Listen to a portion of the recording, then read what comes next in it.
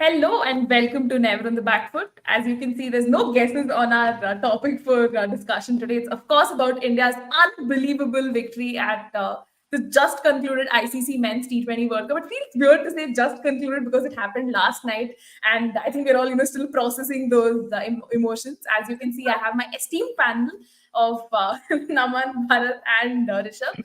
Bharat's internet is a little here and there, but his passion has gotten him here, and hopefully it can last through our call as well. And a warm welcome to you guys. Thank you so much for coming again.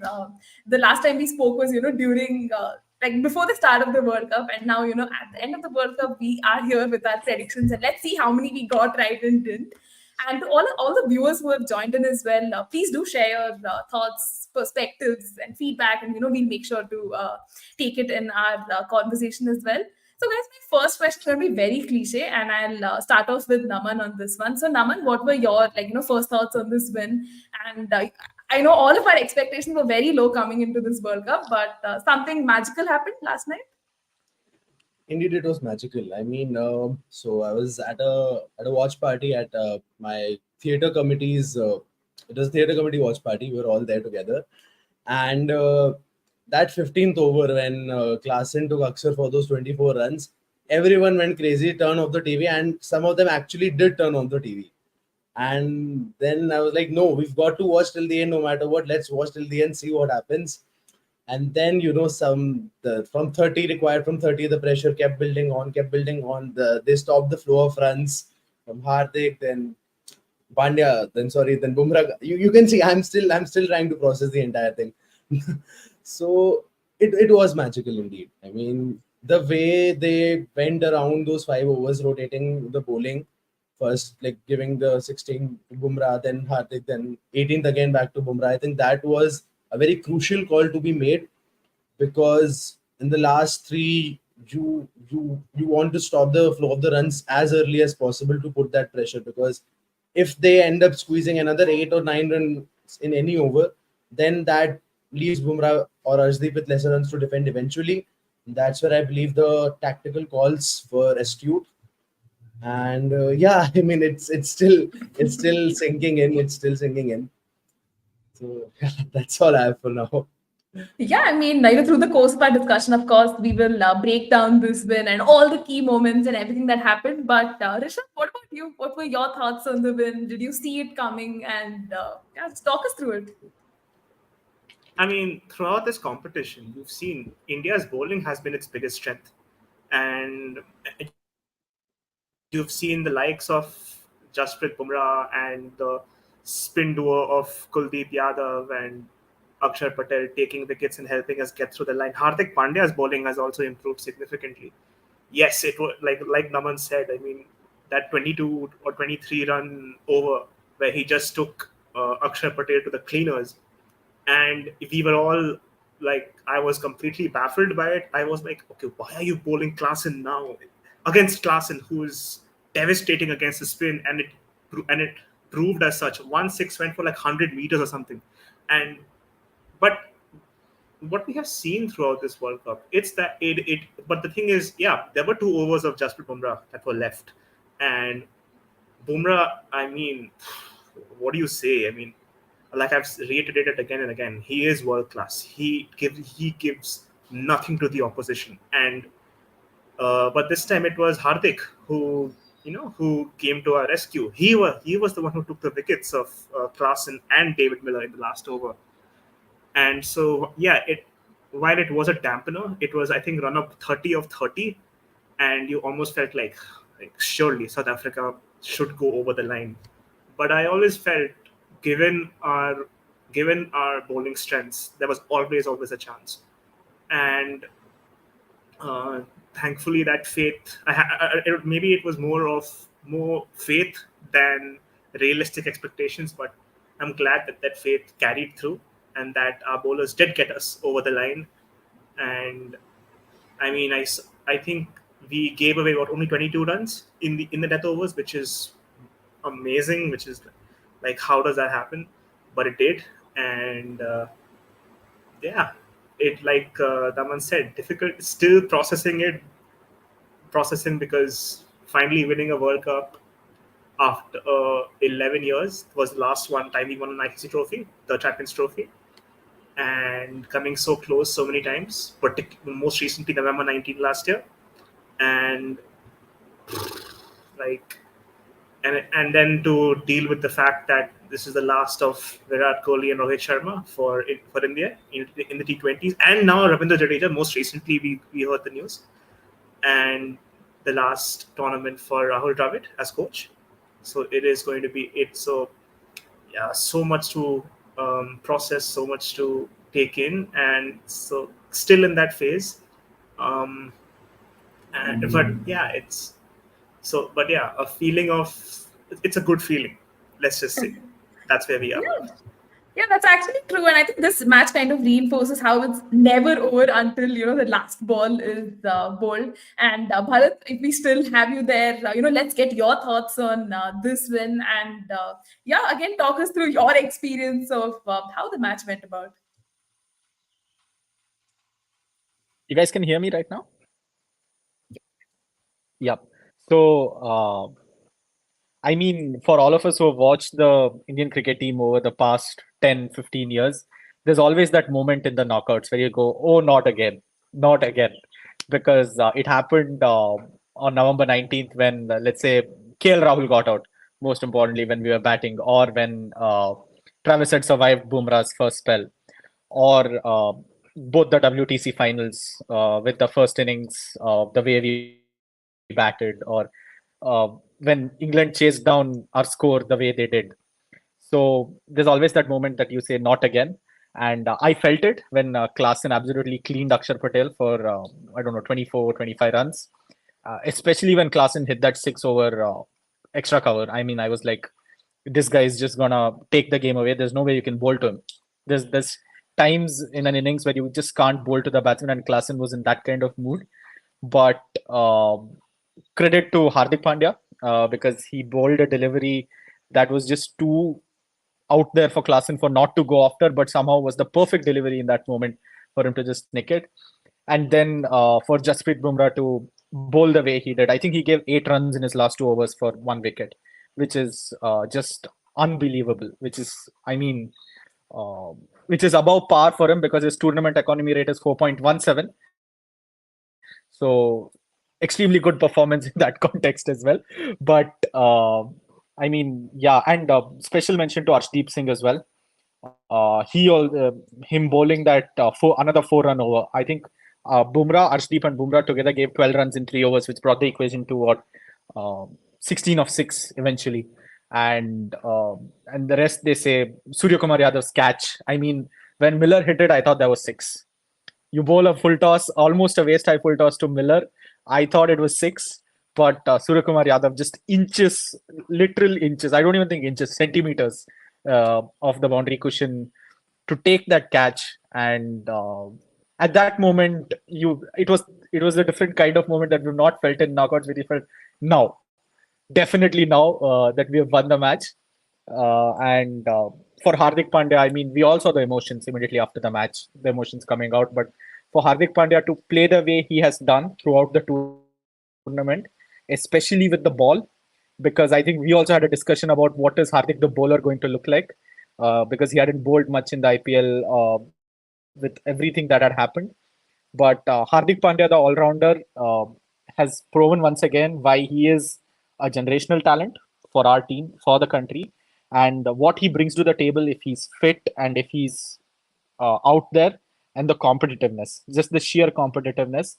And I think since we were all on the same group having the discussion, I'll have to eat my words about how I felt about Virat's innings.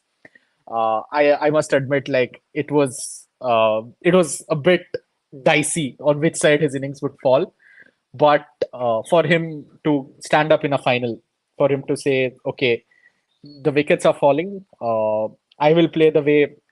I mean, I don't know if it's ironic or symbolic that in his final innings, Virat Kohli played a quintessential Virat Kohli knock to take us over the line.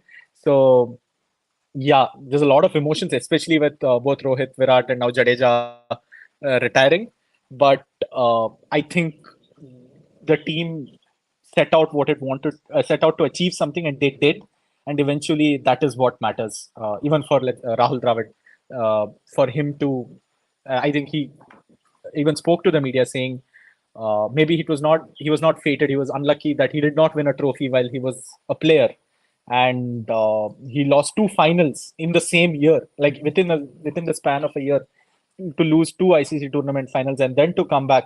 So yeah, there's a lot of emotions and super happy about whatever's transpired. Yeah, and I think this is the most, we all have smiled at least in the first, 10 minutes of our discussion, because just so many things went right. And to all our viewers as well, we have Rakshit saying, what a script, damn it, you could just feel the emotion, right? And Akshat also kind of bringing up the points that you all got of when South Africa needed 30 of 30 in those last 5 overs. We thought the match was done and dusted. As Naman said, some of his friends turned off the television. They were like, nahi hoga humse. But that's when you had our bowling attack just come to the forefront and produce absolute magic. And yeah, viewers, please keep giving us comments like this, and we'll make sure to address it. But just delving deeper into the final, I'll start off with you, Naman, on this one. Now, India won the toss, right? They opted to bat first. So, did you think it was a great decision, and what did you make of it? It's a pressure final situation. So, yeah, what were your thoughts? Well, initially, of course, since the wicket turned out to be a belter, there weren't many demons into it. And the way we started off in the very first over, it seemed like absolutely the right decision to make. And then, of course, in the very next couple of overs, we started losing those wickets until Axar came and they had that partnership. So, all in all, obviously, in hindsight, now that we won, we would say that it was the right decision. But even back then, even at the beginning of the innings, it did feel like, a big game, World Cup final, pressure situation. Runs on the board are runs on the board. And given the bowling attack that we have right now, I believe throughout this World Cup, we could have bagged our bowling, we could have relied more on our bowling to show up on the day when it mattered the most than slightly higher than on our batting. So I believe, given that it was the right call, and like as Akshat also says here, that batting first in a knockout game, it's actually the best choice. And runs on the board, they do matter. And that somehow showed that, like I said, given our bowling attack, South Africa were under that pressure, that how will you play out those 4 overs of Bumrah? And the way Arshdeep also bowled, and he really showed all of his skills in play today. Yesterday. So believe toss definitely did us a favor, but then that class and scare, we actually could have been on either sides. So can't say that toss dictated the outcome of the game, but I think it was a fair call. Makes sense. And, India did have that fantastic start to the innings. You had Virat and Rohit, giving us that electric start. So, Rishabh, how pleased were you to, see that sort of a start? Virat Kohli was not looking scratchy. He was really middling the ball, getting those juicy, boundaries as well. So, good signs up front. Yeah, more so because Virat was not prior to this final was not having a good World Cup. He was not getting runs at all. It looked like he was sometimes out of balance. It looked like it just did not look good. And there were discussions coming all the way through. Is opening Virat Kohli and Rohit Sharma the right call? Should he drop down to 3? Should we include Yashasvi Jaiswal into the team? But good for the Indian team for sticking to their formations. Good for them for having faith. I mean, that it is Virat Kohli. You really should have faith in someone who is one of your best batters in recent times. And good players deliver in difficult moments. And Virat, time and again, has delivered for Team India, especially when his team has needed him to. And here it is, playing a knock. He started well, mind you. I think he hit 3 boundaries in the first over against Marco Jansen, and then he saw wickets falling around him at Rohit, Rishabh Pant, Surya Kumar Yadav, and then he sort of had to consolidate. He sort of had to stem, maybe just not go for the power hitting again and again. And this is where Axar Patel came in, someone who took on the bowling attack and became the aggressor. And his runs were crucial as well. Something to be said about Axar Patel's transformation as this all-rounder, in this World Cup, and delivering with bat as well as ball when his team needed it. So it was, so I think, but yeah, otherwise throughout this tournament, we have done pretty well in the top order. Rohit has looked amazing. Rishabh Pant has did really well too, and so I think I saw that we were going to bat first. It was like Naman said, the right call, and because it's a final. It is obviously, and there will always, and I think the pressure is sort of invariably more towards the chasing team, because then what happens, because then they have the pressure to score runs and get their team over the line, and unlike and that becomes a problem. And given how our bowlers have been, it was, even in a situation of 30 runs needed of 30 deliveries, the pressure was still on South Africa, I would say. So I think I've veneered a little bit from your question, Neha. I'm sorry, but yeah, I think our top order has been very reliable. In fact, I would say throughout this World Cup, and it was very heartening and to see Virat play the kind of innings, because truly it's the reason why we managed to even get to 170. And again, and there's another argument of, could he have put the foot on the gas a little earlier? Could he have pushed could have pushed the score a little higher? That's by the by. Now it's over, it's done for, and we're on the better end of it. So I think that's perfectly fine. Yeah, I mean, India's top order, when you just look at it, although Virat Kohli didn't have the best possible runs, I think he saved the best for the last. And that's where, I saved this question for Bharat, because just let's look at this match and the context of Virat's knock, right? He consumed a lot of deliveries, and later you could see that acceleration sort of coming in. Probably got a word from the management, just anchor the innings, just play it out, bat deep as much as possible. There's just so much criticism everywhere, right? So, Bharat, what did you make of Virat's knock, and your impressions of the same? Again, sorry, I must ask again. Can you guys hear me? Yep. So, I mean, I think everything looks better or worse in hindsight. It's very difficult in the moment, even for us from the outside, or even for the player from inside, to judge how they have done or what the score is. We could have scored 200 if everything had gone our way, but it still might not have been enough. So everything in hindsight looks better or worse. Virat's innings, I mean, he's one of our all-time greats. So the maturity was there. He was never going to throw his wicket away, or he was never going to just let the batting order collapse. So that was there.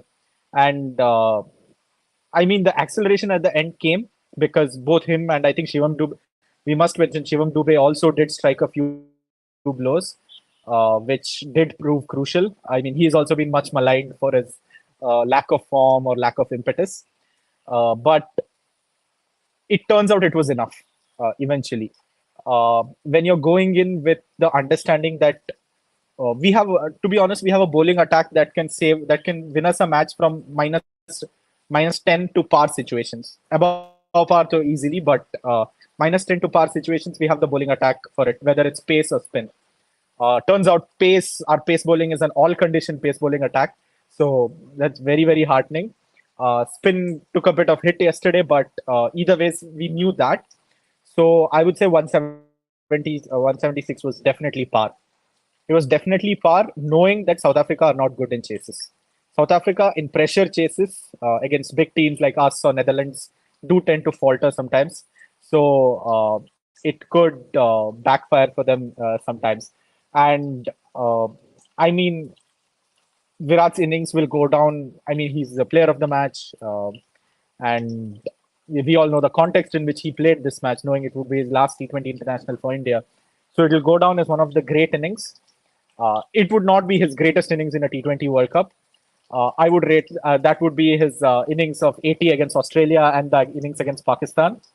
They're a close first, but definitely right up there because of the kind of situation we were in. Uh, could he have? I mean, there was a period, and I must criticize because that's how I do look at the players I really love as well. But there was a period of 37 balls where he didn't score a boundary, which in any situation would have could have backfired because he put himself in a situation where he had to score those runs at a very fast pace at the end. So maybe that was something he could have done differently. But then I don't know. Certain things have to go in a certain way for us to win certain matches. So I'm glad it went the way it did this time. So yeah, that would be my take on Virat's innings. And that's a feature that we've always noticed with Virat, like even in the IPL, and that's the conversation that's the biggest question mark that everybody has always put, that what happens to his strike rate? Is he effectively finding those boundaries, and is he effectively taking those singles during the middle overs? Because the spin does put that pressure on him. And like we've also discussed that extensively on our groups throughout, and even in the build up towards the World Cup, in those couple of innings in the IPL, he did show that yes, he has that game in him to accelerate against the spin. But see, like throughout his career, that has been a feature. So guess we all saw it coming, but then obviously in the moment of the game, it really just itches you from within as a fan that, oh my god, not again, not again. No, you cannot go in the conservative mode once again. At the same time, knowing that yeah, he needs to play in this way given the situation as well. So yeah, criticism is definitely deserving. Yeah, that's it. Yeah, no, that actually makes sense because although Virat drew a lot of criticism for that knock, he made up for it later. We saw that acceleration sort of coming in. And let's take this quick comment from Rakshit as well that says, honestly, I wasn't worried with India's decision to bat first because Rohit had been performing, but his wicket really made it a now or never deal for Kohli. And Axar Patel was a huge surprise. So, Naman, I'll probably direct my next question of, Axar Patel's promotion, right? He made the most of it. He scored a more than handy knock of 47. We could see that intent from the get-go. And many people, think he is the find of the season for India from this World Cup. Biggest takeaway. So, what were your impressions of his knock? Well, see, first of all, Akshar has been around for more than a decade. Like, he won the emerging player back in 2014. He was a part of India's ODI World Cup campaign in 2015. Not many people would actually recall that, but he was a part of that squad. So, but again, like playing at the same time as Jadeja, it has been extremely difficult for him to find a place in the 11. But now that this time the strategy with which the team went, he got that opportunity and he has grabbed it with both his hands. And he has shown it in the West Indies before as well. 2 years ago, when we were there, in one of those ODI games, he scored, I think, 60 or 70 odd and won us the game. Like it was going on late at night. It was right at the time of our convocation, I clearly remember. So he has shown that metal in him to turn up on the day and score those runs with the bat. Whereas in this particular game, as far as his promotion is considered, so first of all, we were 3 wickets down for very low. So you needed somebody there to play the aggressor along with Virat Kohli because he had to play the sheet anchor in that situation. There was no way you can expect him to go hell for leather there. Now, who are the options? Other than that, Maharaj was getting those wickets, and you know that Shamsi was there as well. So you would have wanted a left-right combination in that situation. Now, Dube hadn't really turned up until then. Like he had a few of his cameos here or there, but nothing to write home about. Then there was Jadeja as well, but even his returns hadn't been like he hadn't had much game time first of all. But although he did score a few towards the end in the previous game, so maybe they felt like okay, he's probably better off towards the end and maybe hit a 12 or 5 or something of that sort. So sending Axar among the three left-handers, he was probably the ideal candidate to okay, we can probably expect him to go for it. And even if he loses wicket, we have others in the hut to follow suit. And then like he just clicked. The way he clicked, like he is actually because now he's been getting those chances. So we cannot say that he is among the most improved players in Indian cricket over the past few years. We cannot say that because it's the first time he's got those chances. And if you look back in the IPL, his performances have mostly been consistent throughout. The wicket tally might just go up and down, but you know what you get from him with the ball. But given that he has gotten a bit more opportunities with the bat now, he has shown his mettle. And even in Test cricket, like in the Border Gavaskar Trophy, he was probably our best batsman in that tournament. He was among the more consistent ones to stitch those partnerships at the end, given those 20, 30, 40 extra runs, which put the pressure on the opposition. So he has definitely shown that again. And now that Jaddu has also announced his retirement, then it's almost certain now that he is going to be the number 7 or the number 8 and the spin bowling all rounder for us in the T20 format going ahead. Yeah, definitely. I think he's made a case in the long run also, for himself, and very pleased with the kind of performances he's been putting in domestic cricket, in the IPL, and now, of course, in India colours. But I also want to talk about Shivam Dube and Rishabh. I think I'll direct this question to you. Now, he's one person who has just been, trolled, abused, and he's just gone through it all across on social media. So he scored that crucial 27, coming in a little later on. And India, he ensured India could get to that competitive total of 176. So were you convinced with the way Shivam Dube batted? And somewhere, was it like a redemption for him? I was a little surprised when I saw him come on. I expected Hardik to actually come forward, and because Hardik actually has in this he has taken up that mantle of finisher and has scored handy runs but yeah, Shivam has struggled for form in this World Cup, but I think but yeah, credit where it's due. They backed him. The management backed him, and yeah, and I think those are pretty handy runs. Those were, you know, those runs. I think yeah, did play a role in helping us getting to a pass score, which eventually proved quite crucial, given that the game went down the line. Um, I think it's redemption for Dube and for so many players in in our setup who were part of that World Cup squad, because there were all sorts of things being written about and said about him, or about them rather. And with Shivam Dube, there was always this thing: did he deserve the call up ahead of someone like a Rinku Singh, who has, for Team India and for and in the IPL has almost has proved himself to be a fantastic finisher and as an incredible batter. So that was always going to be a bit of a monkey on his back. But when you play a knock like that and it leads to the team winning the World Cup, that kind of just vindicates everything. So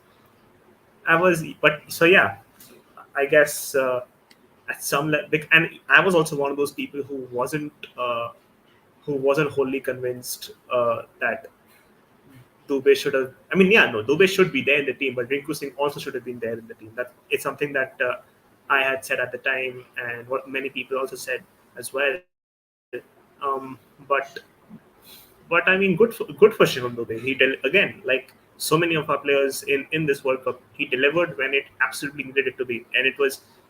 And what I really, just to add on something here, what I really appreciated about Team India in this World Cup is this was not a situation where we had to heavily rely on a few players to get us over the line. It was, you saw throughout the tournament, you had players, from 1 to 11 contributing. There was this team spirit that was there, that was evident. And when you have to win tournaments like these in the way that a champion team does, you need that. It shouldn't be a case of relying heavily on one or two players to get you over the line. That'll help you for a few games. It'll never help you win the championship. And this is something we saw in the Indian team in this World Cup, and that's really heartening to see. I hope, if anything, that it carries forward, and that we don't have to wait 11 years for another ICC trophy. Certainly something that we don't want to see. Um, we need to now, if we need to start becoming this team that becomes almost dominant in cricket, sort of like the way how we see Australia dominate for so many spells throughout. throughout the years. So yeah, I think that's something that I do want to see. Yeah, makes Just sense. adding, And Naman, you also wanted to add a point, right? Go on.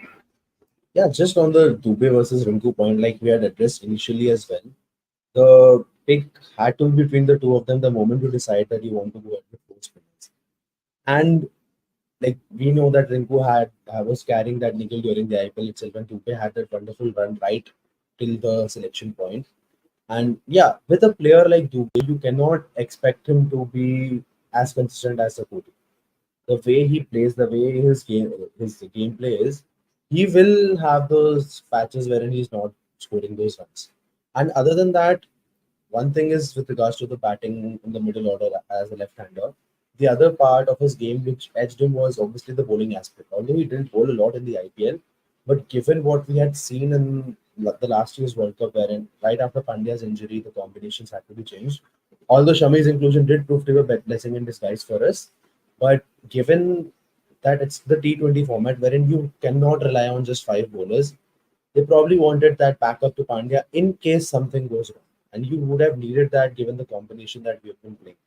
So that again, he also made his place as an insurance in case Pandya picks up another niggle, God forbid, so he can just slot in without disrupting the balance of the team. Makes sense. And let's also take some quick comments coming in. Rakshit goes on to say Hardik's redemption. This is a point I'm very excited and will bring up a little later in our conversation. Lakshman goes on to add, congratulations to all. Now the ICC trophy jinx is over. It's our time now. Hopefully, Lakshman, the form continues. We have a lot of ICC events coming up, and I just hope this kind of form continues, and we just keep winning. And I thought I'd save this question for later, but better late than never. It says, what was the one point in the final for you where you all went, the trophy is ours now? Apart from the unanimous opinion of Sky's catch being that moment, guys. So I'll start with this one. For me, I think it was definitely the one where Klaasen got out. He was looking extremely dangerous, made the most of that Axar Patel over. And at one point, I was like, are we just headed to another disappointment and just crying after the match? Not happy tears but sad tears. And I think getting his wicket was extremely important. I'll first direct this question to Rishabh and then Naman can go to answer this. I feel like Ritam almost answered his own question. The Sky taking that catch of David Miller. Because, I mean, 16 or 6, pressure back on South Africa. But David Miller, we have seen time and again in the IPL, and for South Africa, he has carried South Africa over the line. He is someone who does, he is that kind of a batter. And so so there was still some pressure. And when Hardik bowled that, it was a full toss, and at first, I guess the camera angle was deceiving or whatever. It really did look like it went for a 6, and then Sky did what he did, and it was just mind-boggling. Couldn't believe it when that happened. But yeah, like you said before that, it was the wicket of Heinrich Klaasen, so important, especially after that over against Akshay, where he just took him to the cleaners, and then it was so crucial that we bounced back, but just immediately getting him out. I think this was the first ball of Pandya's spell that he nicked off to Rishabh Pant, because you let Heinrich Klaasen let loose, you might as well, that's it, game, set, and match. So I think maybe those two moments is where you would say that where it really did. Then it looked like, yeah, we are back in the game, we're back in the mix, and yeah, I mean, it's always in these chases where those moments, they matter so much, and that's what people will remember the most. For example, we still remember that when MS Dhoni got run out in that game against New Zealand in 2019, where could he have died? What if? And maybe 2019 we wouldn't have to wait 11 years for a trophy, but those moments, they linger and they stick around, because that's the margins. That's what it takes. And but yeah, to answer the question, I would say it's these two moments, like what Ritam and you mentioned, Neha. that probably is what got us over the line. Definitely. Fair enough. And Naman, what are your moments? I believe one crucial stage in the game, not everyone might reflect upon that, but when it happened in the game, I was like, okay, now the pressure is on them. Was at the end of the 18th over, like Jansen got out on the fourth ball. Then Maharaj came into bat. The fifth one was a dot, and he took a single on the sixth one. That was the end of the over, and that brought Maharaj on the strike for the next over. And Ashdeep was supposed to bowl that one. And the first two were a dot, and the third one went for a single. So in a space of those 5 6 deliveries, we gave them less than two, like just 2 runs, and that again brought the pressure back on Miller to okay, now what does he do now? Does he go for a few in this over and leave a bit less for the final one, or does he try to soak the pressure in this one and take Pandya on? So maybe that those 3 4 deliveries, the way they played out, would have definitely put Miller in the conundrum that okay, when should I go? Should I stay? Should I go? Should I stay? Should I go? And maybe the pressure got the better of him as time progressed there. So yeah, and again, like I previously mentioned, the way the bowlers were rotated, that really made made a lot of difference in the way the batters' thought process went on. That's true. And again, we have our comment section overflowing with comments. So Rakshit goes on to say, vividly remember the heartbreak Naman and I shared for Dhoni's wicket back in college. Certainly, I Yeah, mean, Naman, if you could. indeed. So it was we were rehearsing for one of our theater performances. So yeah, like see the way things connect. Back then or during on that day, we were rehearsing for one of our upcoming theater performances, and this time I was watching the match with my theater team at NMIS. So just little things. Yeah. And Nalin goes on to say, "Congratulations, India." Yes, Nalin, we're all very happy, and I know how much this win means to you. Nalin is also a very big fan of Team India, big fan of Dhoni as well, and now of Virat Kohli. Let's take this one as well. Lakshman goes on to say, Australia tour is coming up, guys. 5 match test series that would not, no, that would be not less than a World Cup. So, guys, yeah, it's a little off topic, but excited for this Australia tour. I mean, we've had great Border Gavaskar trophy so far. Every time we have toured Australia, the times they have come here. But yeah, what are your thoughts on the same? Probably let's start with Naman on this one, and then Rishabh can address it. Well, you guys can see I'm already in my whites. Can't wait for more Test cricket now. like literally, uh, eagerly awaiting for that one because we're going back to Australia. And last time we just had those injury scares, and now even the Australian side is going through their transition. David Warner won't be there at the top anymore. Steve Smith is now coming to open the batting. And then you've got Cameron Green finding his space at four. Mitch Marsh is now back in the scheme of things. Could probably be the final PGT for their pace trial. Star can go on and on, but could probably be the last one for them in Australia against India. So that will also be something to be seen. And even from India's side, like Shami has been going great. Hope he is back by the time BGT happens. And our pace attack would also look slightly different this time than it has looked. Like we won't have somebody like an Ishant, but like yeah, Siraj is definitely there. But we will have those new people coming in. There will be a Mukesh, there might be an Akashdeep coming in. Umran has been selected for the upcoming T20s. Let's see if he can find his control.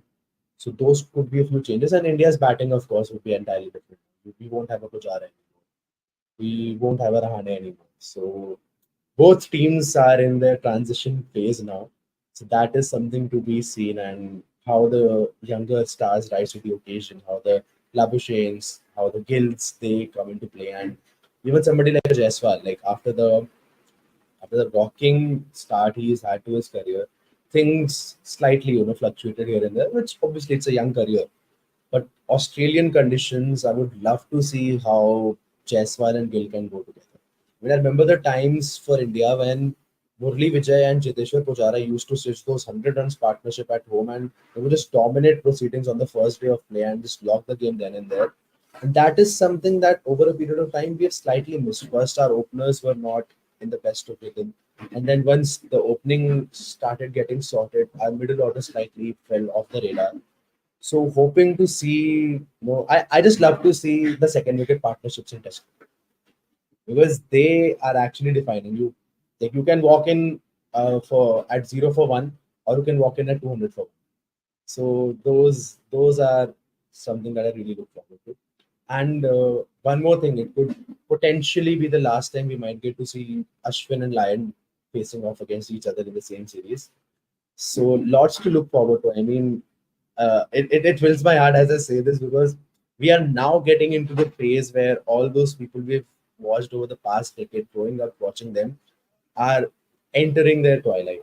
Like yesterday's announcement, today's announcement, we know that it has begun now. We saw it coming, but now it's really happening. So it just raises the stakes even more for us and even for the players to win that last PGT that they might play potentially. Would love to see them going on and on. But that factor would definitely be there. And they would know. Maybe a Rohit Sharma would know that this is probably going to be his, being realistic, this is probably going to be his last PGT in Australia. So all those factors is taking and makes it even more interesting.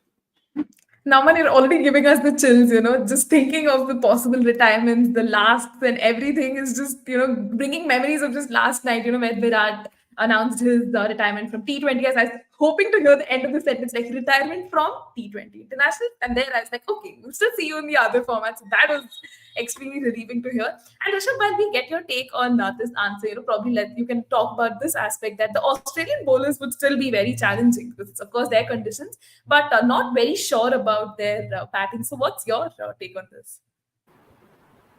I don't think we should underestimate Australia at all, batting or bowling. Yeah.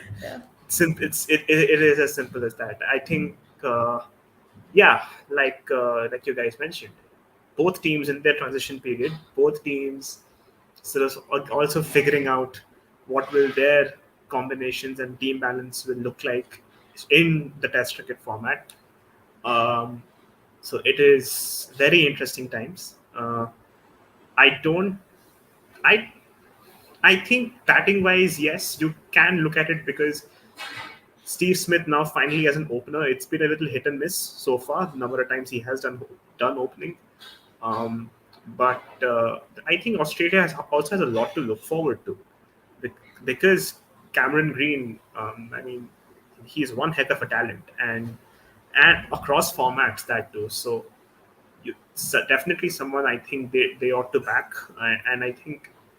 So with the players that are coming through their ranks, I think they'll be fine. I think I think, and given it's their conditions, it will at some level it is going to be advantage to them. So even if they haven't done as well as we would expect them to, but I still don't think we should underestimate them at any given point of time. Take advantage, maybe yes, but definitely still need to hold it in high regard. And like how the Border Gavaskar trophies, these series, they've become their own seminal events. Probably one of the most looked after and sort of sought after kind of event in Test cricket after maybe the Ashes, and it has produced some utter brilliant performances from both teams, and it brings out the best in both teams. The memories of us beating Australia in Brisbane still, gives us chills, and it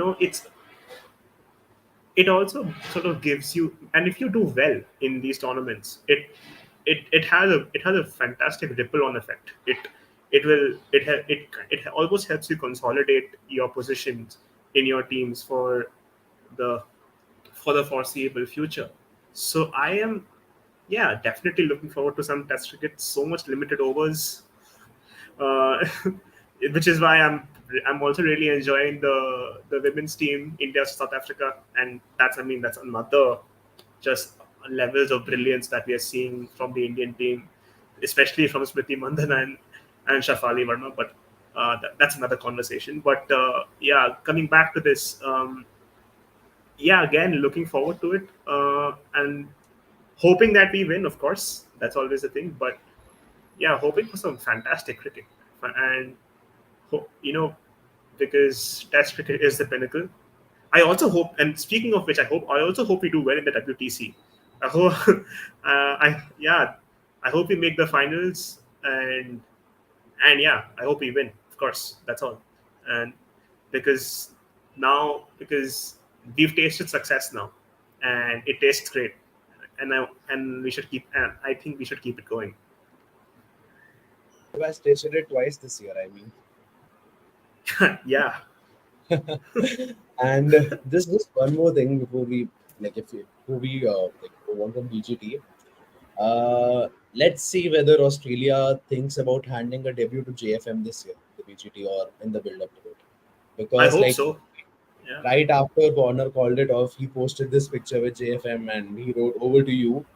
So I mean, I won't be too surprised if that happens, and if it does happen, it will just add on to the drama that the BGT can hold for us. It would be great to watch that. Not saying he Certainly. should, but if it Mhm. happens, I won't be too surprised. Yeah, definitely. There's a lot to look forward to this Border Gavaskar Trophy that's happening later this year. And guys, let's get back to our discussion of the finals.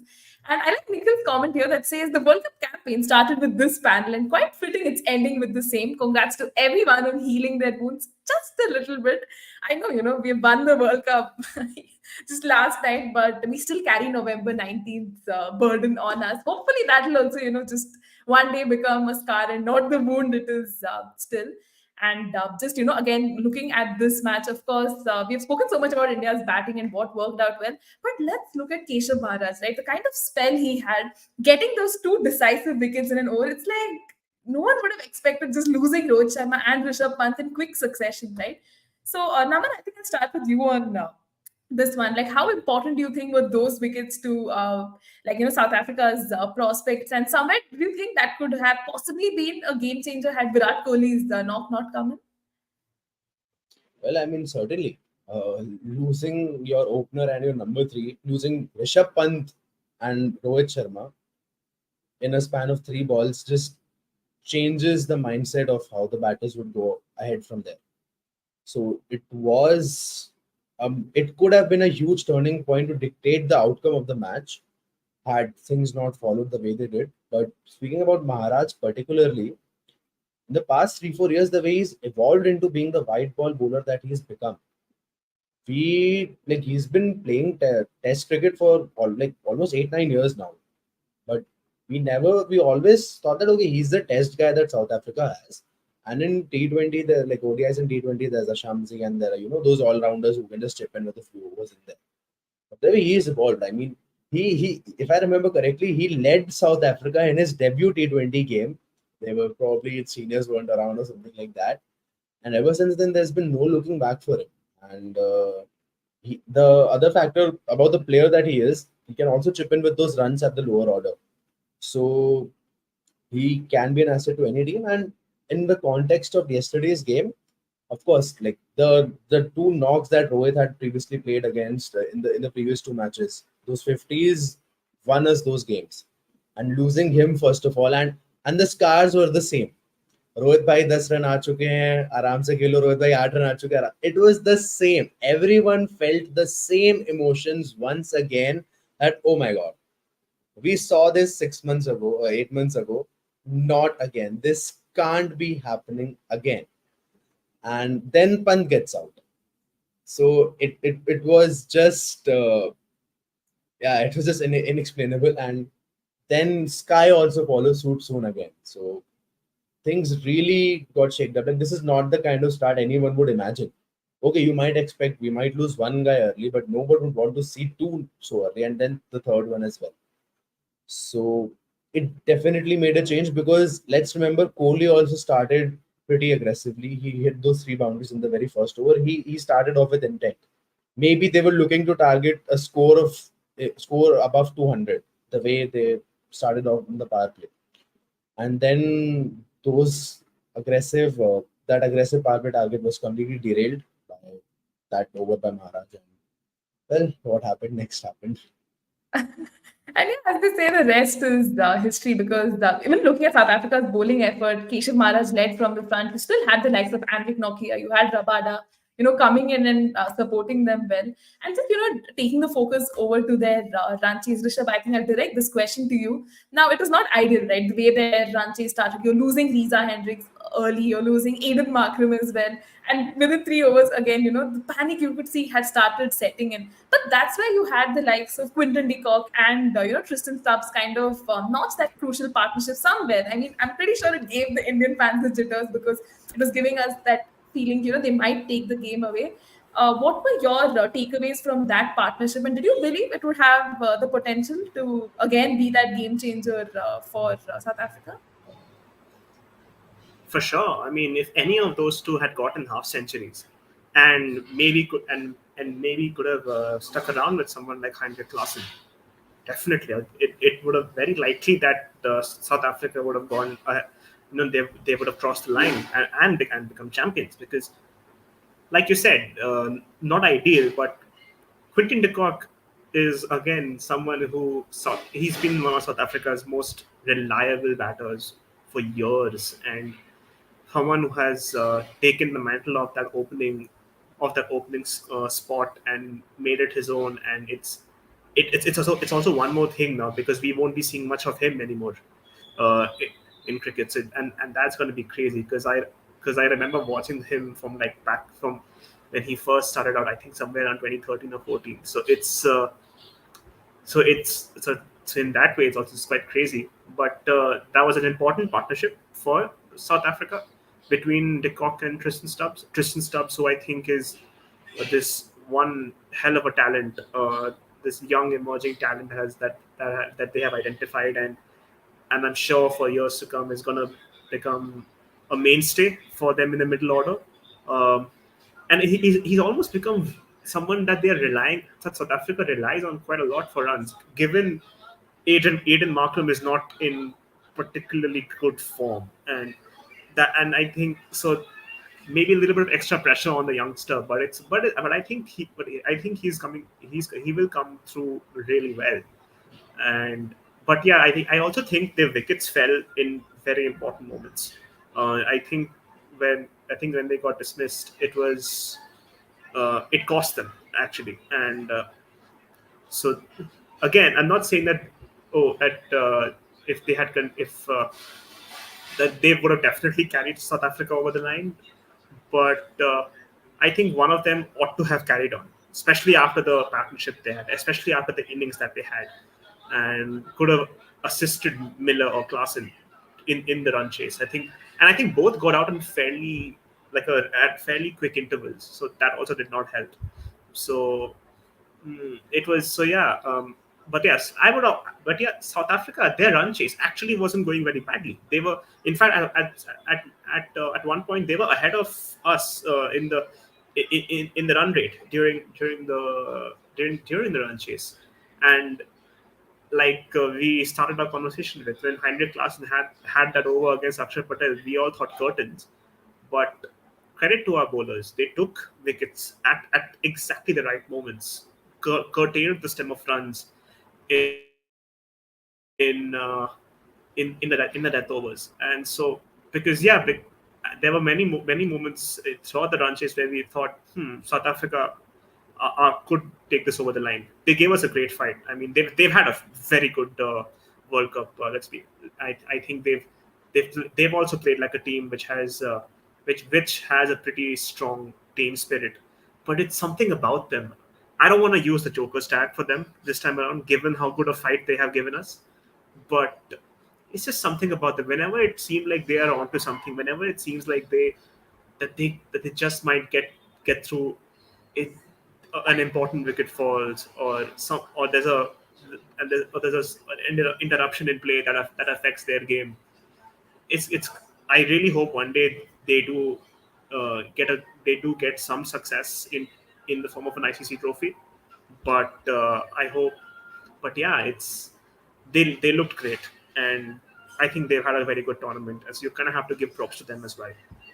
Yeah, definitely. And that's where, I actually wanted to bring this aspect of Henrik Larsson, the way he played. We have, spoken at length about that Axar Patel over, and even looking at David Miller, right, Naman, like the way he also batted. Somewhere, again, the Indian fans were worried, till we get his wicket, probably the match is not done and dusted. So just in the context of South Africa's campaign as well, how imperative have this duo been? And yesterday, were they giving you the jitters?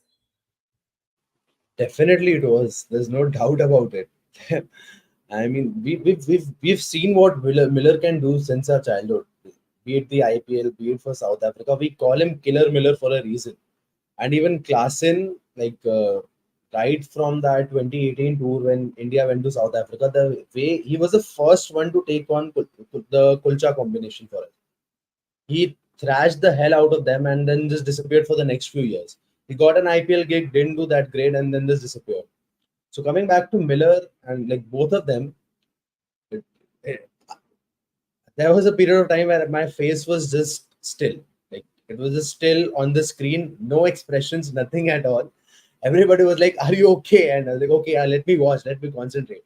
So that was those were the emotions going on, and then coming on to those players, like they have shown it time and again. Even in the IPL, Miller fell off the radar like over the past, post his prime with Punjab, then went to a few places here and there, didn't really click, didn't really get the number of games, even got out on a diamond duck at Rajasthan once. I remember when he got a gig, and somehow that 2022 uh, Gujarat unit just changed the fortunes for him like it changed for many others, and he's come back since then the way he's done.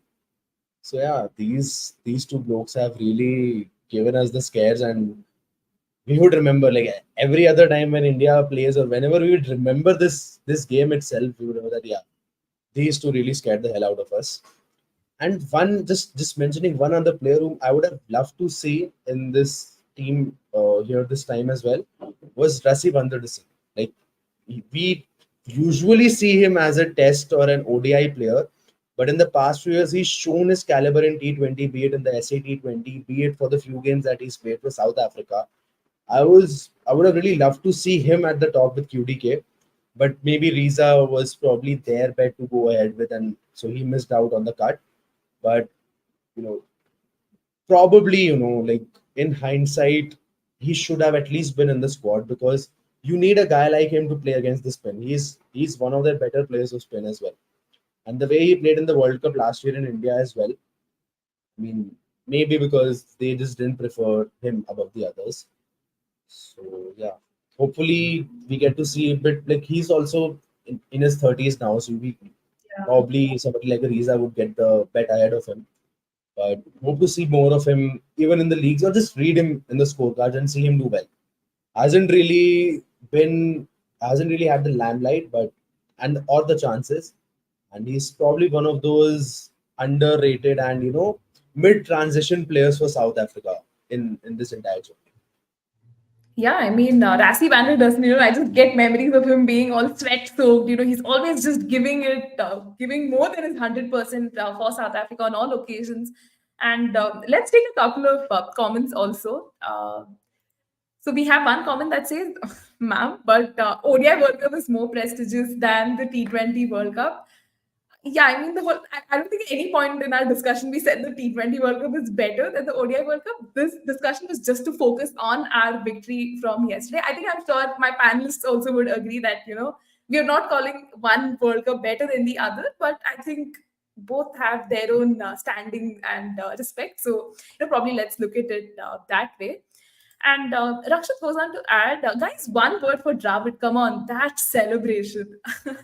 So I'll again, probably start with Rishabh on this one. So Rishabh, when you saw Dravid, with that World Cup, it just was quite a wholesome sight, right? I mean, the World Cup did elude him as a player, but just achieving this feat as a coach in your last match, a fairy tale end, right, to his career as an Indian coach, but not forever. Yeah. It's so uncharacteristic of someone like Rahul Dravid to let out such emotion. We always see him as someone who's quite nonchalant and keeps it together, and straight face and everything. And so when he let loose, and then we saw him let loose, it it felt like a release, because it's not been a bed of roses for Rahul Dravid as coach. He's had so much to deal with from from player performances, results. Results wise, it's been hit and miss sometimes. We are nearly there, but couldn't make it. November 19 is something that you can tell has deeply affected Dravid, as well as the Indian team setup. And so, and given that this was going to be is his last involvement for Team India as a coach, because I don't think he's extending his run with the Indian cricket team. I think at some level he needed this World Cup. This had to work, and I think that's why it was so vindicating. It was so vindicating because you saw that he was now. Can you hear me, guys? Yeah. Okay. Cool. So what was great was that finally he had a team where everything just clicked into gear. By the way, India did not lose a single match in this World Cup, I believe. Yeah, it was an undefeated World Cup run, so it was near perfect, and it's so fitting for someone like Rahul Dravid, one of the most celebrated cricketers that we've had in India. Someone who like someone mentioned, missed out on winning the World Cup when he was a player. And so him coming back as a coach, because when he was brought on as a coach, it was because he could hone players well, because he had a very good spell with the under 19 squad, helped them win also, I believe. So, but yeah, I mean, we don't associate jubilation, such high emotion from Rahul Dravid. Uh, Notwithstanding that one ad he did with cred, but I think it was definitely something that made fans very happy, because we shared we that kind of emotion and celebration with him, and it's only fair that he gets that moment and that he shares this moment with the fans. And because now what this it just sort of closes a chapter which was difficult for him throughout, but with a very good parting shot. And yeah, I think at some level I think he deserves that. And Yeah. so yeah, that it gave me a smile in the face. And it's a great moment. It's an image that will linger, that will be long in the memory. And if anything, it will be some shoes to fill for the new person, whoever that is. The media reports are saying Gautam Gambhir. I don't know, but we shall see whoever that is. But because the Indian coach position, it's such a tricky one. You have to handle. It's a balancing act with Yeah. high profile players. Then you have to deal with up and coming talents. Then you have to deal with situations from within the BCCI. There's so much expectation. It's like I almost feel like it's a thankless position at some level, and which is why when we look back and we look at the coaches that we've had before, we still hold someone like Gary Kirsten in high regard, because of the balancing act he played for us, and which led to the 2011 ODI World Cup victory. So I'm glad we had that moment for Dravid. I hope it's not the last of him we see in cricket. I hope he's involved, maybe as a pundit, maybe as a commentator. I don't know, with maybe going to an IPL team and helping them. So and I do believe that he will, and I do think that he is not going away for too long. So it felt good. It felt really, really good. Yeah, I mean, Rahul Dravid certainly has a lot to offer. And guys, there are so many redemption arcs that I want to talk about. But before we get to that, let's talk about Jasprit Bumrah. I think he is this gift, that just keeps on giving. And this World Cup was a perfect indicator of that. Again, context here, we were coming from an IPL where we just saw runs being made for fun and bowlers just being smashed all across the park. But somewhere, I think, this World Cup brought back that parity, in the game. And we saw bowlers really dominate. So, Naman, let's talk about your impressions of Jasprit Bumrah. You could see how much that win meant to him. He was like just fantastic throughout the whole tournament. I think any adjective would just fall short to describe his role in India's win, because as a country, we are fixated so much on batters, the runs they make, that often our bowlers' performances kind of just goes under the radar, right? Yeah, over to you and your a word on Bumrah. I mean, let's just look at his numbers right away. 8 games, 30 overs, 15 wickets at an average of 8.27, and the economy was less than 5. Economy of 4.18. Given this baseball era, these are good numbers in a test match. And this guy has done that in a T20 World Cup.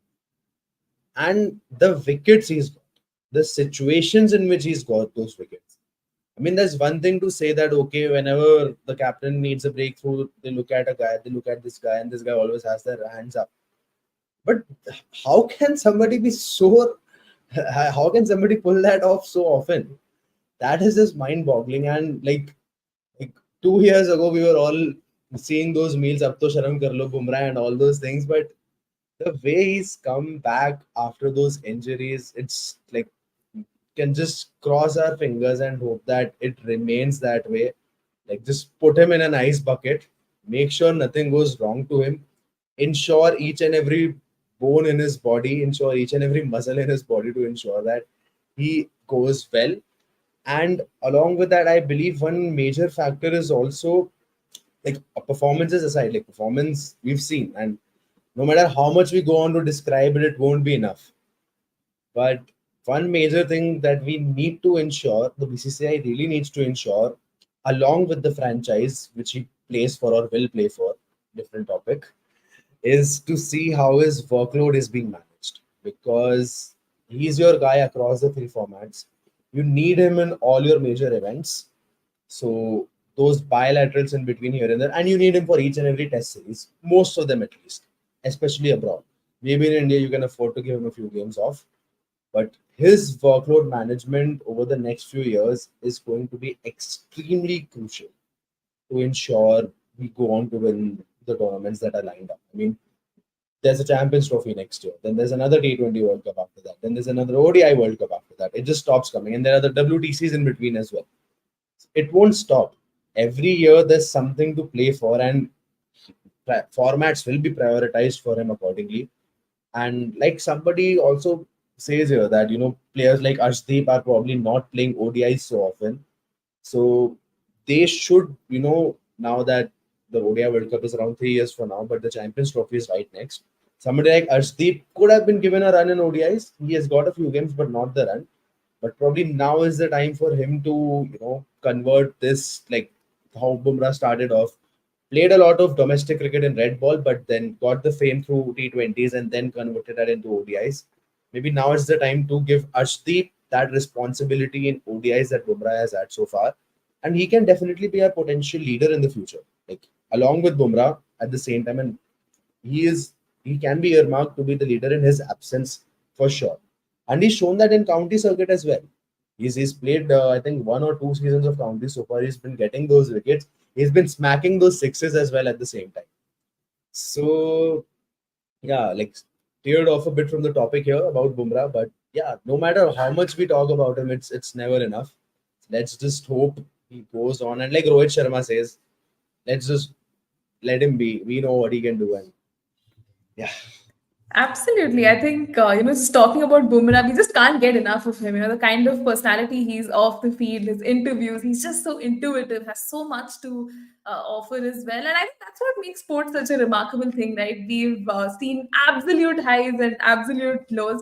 And that's why, redemption becomes such an important thing. And I think this last night's win was very special for Virat and Rohit, both of who have decided to, retire from the T20 international format. So, Rishabh, I'll get your perspective on this. Like, did you see the retirements coming in ASAP? Like, as soon as the World Cup was done, like, you have the post-match presentation, and they're like, "Yeah, we're done." And very honest and vulnerable Virat, sharing all of his things. And Rohit's retirement came in a little later after the broadcast was done and dusted. And before we started this live, we got the info that Jadeja has also decided to hang his boots from this format. So, yeah, is it a lot of retirements to grapple with at once? Indeed, because I remember watching Virat Kohli back when there was the Under 19 World Cup in 2007. That was when I first saw Virat, and I think he captained that team, and they won the tournament. And similarly with Rohit, who I think started off, he was been back in 2006, 2007, and I think Jadeja a few years later also made his mark in the Indian cricket team as well. I grew up watching these people. I grew up watching them do amazing things for Team India, and I also grew up watching them getting so close to winning ICC tournaments. We losing out in the semi-finals in 2015, 2019, then the finals in 2023, and these three, Kohli, Rohit, and Jadeja, um, they've been stalwarts for us. They have at they have been so good for us, and they have contributed immensely to this team. But yes, they're also not getting any younger, and the talent pool in Indian cricket is just, it's inexhaustible. And for every one of those 11 players in the squad, there will be at least four replacements lined up and ready, and very likely that they might perform on any given day. So at some level, yes, I think we anticipated that this would be at least the last ICC tournament for these players, because they're in the wrong half of their 30s now. For them to continue it's optimistic. It was more hope than realism. It still is, but it still is gut wrenching, because these are folks who have contributed so much to the team, and we're seeing them go. We've seen them for so many years, and you form an attachment with them. You almost you want to see them play on for as long as they can, but you also know that they have. But I think it's also the right call, because then they can focus more on ODIs and Test cricket, which I think is the right thing to do also at this stage in their careers. And I still hope that in 2027, Virat Kohli is still around, and that he might get a shout out for selection. I still hold on to that. Um, don't see it happening, but still hope that that's the case. Um, but yeah, I mean, it is an end of an era in some way, and we just have to. And I think what it also sort of also what this does is it makes us. I think what we also have to do is become more pragmatic now. We need to start looking for replacements almost immediately. They are there. If we know that now Shubman Gill and Yashasvi Jaiswal could become the go-to Team India pairing. And even there, you have people like Ruturaj Gaikwad and most recently Abhishek Sharma, who are also knocking at the door. So it's always this thing with Indian cricket. There is never going to be a dearth of talent, but it's about how it can be sustained for years, and how, when called upon in the biggest stage to deliver, something which the likes of Virat Kohli, Rohit Sharma have done, something which Ravindra Jadeja has done. And you have to, I think, and so that's where you have to give them the massive props and respect that they deserve. And yeah, I mean, it is an end of an era. What do you do? But I just but yeah, but I think retiring after winning the World Cup is probably the best way to go. Leave on a high. That's probably the best parting shot you could give. And so yeah, happy. I'm glad that it it's sad that it has ended, but I'm glad that it was as enjoyable as it was while it lasted. So yeah. I think that was beautifully answered. And Naman, I think, yeah, even you want to add something? I just differ slightly with Rishabh on the retirements thing. I think had we won it back in 22 itself, we would have seen it happen there itself. I feel both of them might have called it off then and there. That because like they hadn't been prioritizing T20 a lot post COVID overall. Like the focus had shifted towards Test cricket, especially with WTC coming around, and ODIs has always held that importance with regards to the World Cups. So had we won back then, and this time it was sort of inevitable. Like Virat himself said, it was like an open secret now that yeah, this would have been his last T20 World Cup, T20 format, T20 game for India, and we've also got to realize that they are humans and their workload also needs to be managed, like we spoke about Bumrah a while ago. And I remember speaking about this with Neha around 4 years back during COVID, when there was no cricket going around, and we were just discussing, okay, how can the future look like for India? We were discussing split captaincy as an option for India, and that's why we were discussing, okay, how can things go on from here? And we saw that, yeah, maybe 23 World Cup happening in India, that could probably be the last one for Rohit, and Kohli would definitely go on till 27. That's what we hope, and I think he will play till 27. That's my confidence. And as far as ICC tournaments are concerned, definitely not the last one, Rishabh. We have the WTC coming up next year. We also have the Champions Trophy. So I believe Rohit can still go on till the Champions Trophy, if not the 27 World Cup. I would love to see him there because, like somebody also mentioned in the comments, like the question, right, that ODI World Cup greater than T20 World Cup. Not getting in that debate, but even Rohit, when he like his video that got famous, right, कि मेरे को World Cup दिखता है, मुझे World Cup जीतना है, that was directed primarily towards the ODI World Cup, and he certainly has that hunger and that drive in him to again, give his level best and win it again for the team. And now that he is calling it quits from one of these formats, so maybe managing workload along with time with the family, because we've seen how great a family man Virat has been over the past few years. So both of them and their kids are now growing up. So both of them need to give that time to the family, give some time to all the formats and time to themselves away from the game. So let's just hope their workloads and their not just physically but even mentally everything is taken care of, and yeah, hope to see them lifted in 27. That like if that happens, as a cricket fan, these 15 years of following, 16, 17, like almost 2 decades, would be 2 decades. By then, it would be 2 decades. It would just be very fulfilling, and we can say that, yeah, we have one WTC along the way and that 27 World Cup. If Rohit and Virat get to lift both of them, I can I can be happy and satisfied as an Indian. I'll be elated and full of joy if we end up achieving these two. Definitely. I mean, I hope, last night's win has set the ball rolling for a lot more glory at ICC events to come, because waiting another 10 years, 11 years is just out of question now. But guys, almost as we reach the end of our discussion is where I want to pose this question to both of you of what do you think is the way ahead for India in T20 guys, right? We're possibly going to see a new captain, the likes of Hardik Pandya's name is being thrown around there a lot. He's also had his redemption arc. So probably you guys can look at that as well. But in all likelihood, he could be the captain for India. And do you think it's too early to be having a discussion, considering we've just won the World Cup, or it's fair to look at this because now you also have the Zimbabwe series coming up. We have an entire new setup that's going there, very exciting names, and even Virat was talking about how it's a good time to retire now because the next. T20 World Cup comes 2 years later, and that will let the new generation also kind of settle in well there. So yeah, I'll start with Rishabh on this one, and then Naman, you can answer this of what is the way ahead for India in T20s.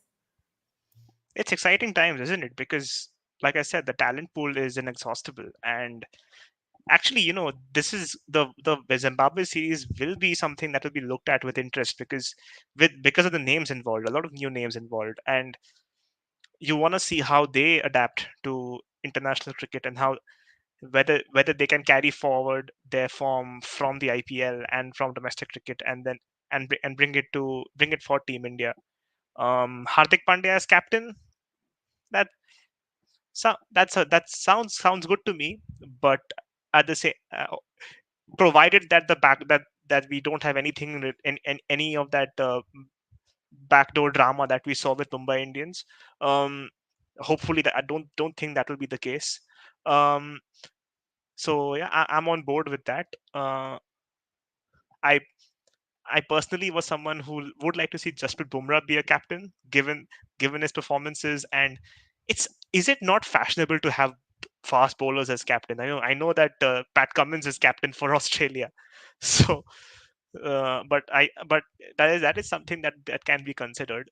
But yeah, it is exciting times now with Kohli, Rohit, and Jadeja gone. It opens up new spots. It opens up spots for, say, people like Sanju Samson, Rinku Singh. Definitely could you might see. I think more of Yashasvi Jaiswal back in the mix. Shubman Gill can be considered. All sorts of possibilities are there, and given that given that there is no dearth of ICC tournaments, I think we will see more and more of them, and at some level you want to see all these new names being into the mix, because uh, the the more you have of this, it's a good headache to have. It's a good selection headache when you have so many players performing well, and because then what you can do is you can sort of decide the balance of the team on the basis of that, depending on the conditions of where these tournaments take place. So selections can be done accordingly, so that there's no discernible weakness in the starting 11 when you when you select your players.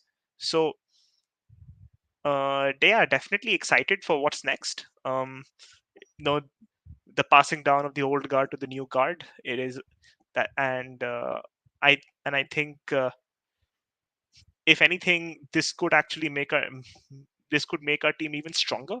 It can it can make us more versatile, and it is definitely something to look forward to. But yeah, this immediate series against Zimbabwe, I will be watching with interest, and I think we all of us should do as well. So yeah, definitely I don't think it's early at all, because like you guys mentioned, the next T20 World Cup is just 2 years away, and we know that there are certain set of 5-6 players who are looked at as specialists for the T20 format itself. Somebody like a Sky who has gotten his chances in ODIs and in Tests, but definitely not his most suitable formats there. So these guys will definitely have to, like, this team has to be structured around these blokes, and then those other places are which are now been left up for grabs have to be filled in. So leadership is definitely one point that needs to be taken into account. Hardik Pandya does look like the immediate successor, and Shubman is leading the upcoming series, but probably that's because Hardik has been given a break to manage his workload. In the future, I somewhat, first of all, yeah, we have to look at the broader scheme of things here as well. We've seen how in other countries, a lot of players have now begun to decline the central contracts. Even as big as Kane Williamson, that has happened.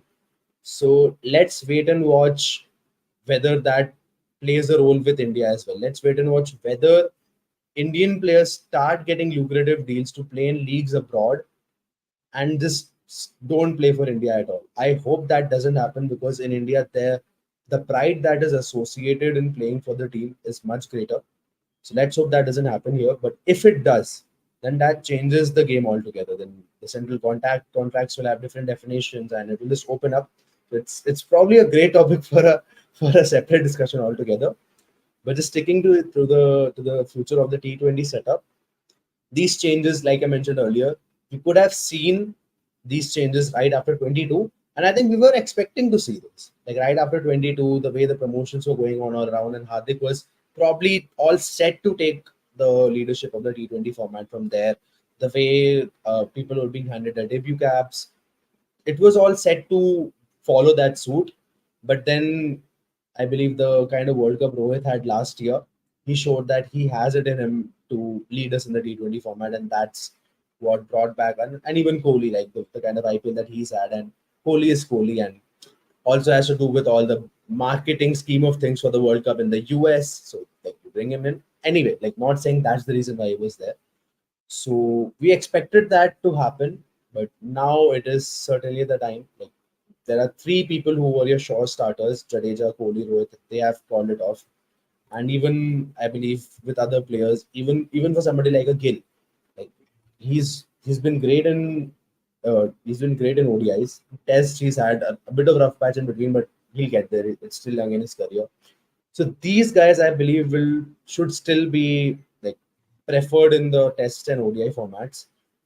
They can play T20, they can do great job at it, but maybe the likes of Abhishek Sharma should like fit into the T20 format and get those picks. Somebody like a Gaikwad as well. Like there's so many players at the top for us actually. If we start to think about it, there's no doubt, like Rishabh mentioned. So we cannot definitely say who are the guys who should be in the team and who should not be in the team, because if you look at the spin attack, there's somebody like a Bishnoi also sitting out there. So it doesn't stop. But definitely it's time for the change, which like the we can actually say the kind of template that started back in 2007 with that new Indian setup. After 17 years, now that transition actually is going to happen. Until now, it just felt like, yeah, we are going with the same template that's been set. This is the time wherein we can see that, okay, things are probably getting a bit rejigged. There's a breath of energy in there, and even Sky could have been looked at as the potential leader, but maybe given the importance that he holds in the batting order, just let him focus on his batting, and let somebody like a Pandya, who has proven to be a great leader, like leave aside what happened at MI this year. Yes. Like we had discussed earlier, we're not touching on it. Yeah, I mean, there are definitely a lot of exciting things upcoming, and perhaps, a good indicator of how things are going to shape up for that World Cup depends on a lot of bilateral series and how things fall there. Hopefully, the management does gives the players the right opportunities. The selection is right. We are going in with a new coach and everything. So, a lot of things are going to change, and that does, open up a can of worms of concerns as well. But at the same time, we can still be assured that Indian cricket is in good hands. And yeah, guys, that I think pretty much does conclude our discussion as well. I'd like to take this opportunity to thank you both for joining me today, and Bharat, who unfortunately had network issues but is with us in spirit, and shared some lovely perspectives as well. So thank you so much, guys, for joining me today. And to all our viewers, quite interestingly, we saw a lot of new faces in the comments section as well. So if you guys are still sticking around, I hope you've subscribed to the channel. You'll see a lot more of these conversations with cricket fans that often are planned to be half an hour conversations, but go on to become 1.5 and 2 hour conversations because of how passionate we all are.